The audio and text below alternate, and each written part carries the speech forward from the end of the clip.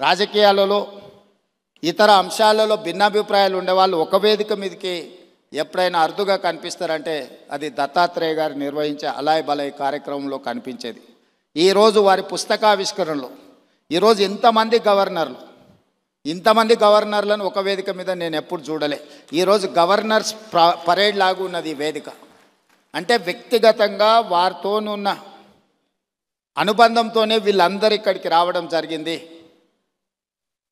తెలంగాణ రాష్ట్ర ప్రభుత్వంలో కాంగ్రెస్లో ఉన్న మంత్రివర్గం మొత్తం ఇక్కడనే ఉంది. మంత్రివర్గ సమావేశం నేను ఇక్కడనే పెట్టుకోవచ్చు అన్నట్టుగా ఉంది. ఎందుకంటే ఎవరు కూడా దత్తాత్రేయ గారిని భారతీయ జనతా పార్టీ నాయకుడనో లేకపోతే భారతీయ జనతా పార్టీ కార్యక్రమానికి పోతున్న భావన లేదు. ఒక మర్యాద కలిగిన రాజకీయ నాయకుడి కార్యక్రమానికి వెళ్తున్నామని చెప్పి ఈరోజు అందరి వేదిక మీద కనిపించడం జరిగింది.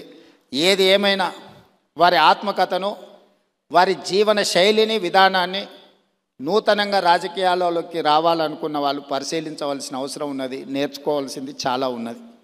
మేమందరం, నేనైతే మొదటి నుంచి వారిని దగ్గరగా గమనిస్తున్నా.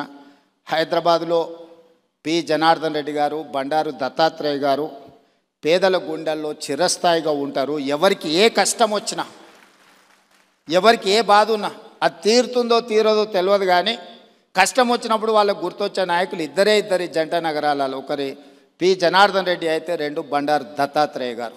మేము వెళ్ళి చెప్పుకోవచ్చు, మేము కలవచ్చు, మేము ఎప్పుడు వెళ్ళినా నాయకుడు కలుస్తాడు, మా సమస్య వింటాడు, అధికారులకు ఫోన్ చేస్తాడు.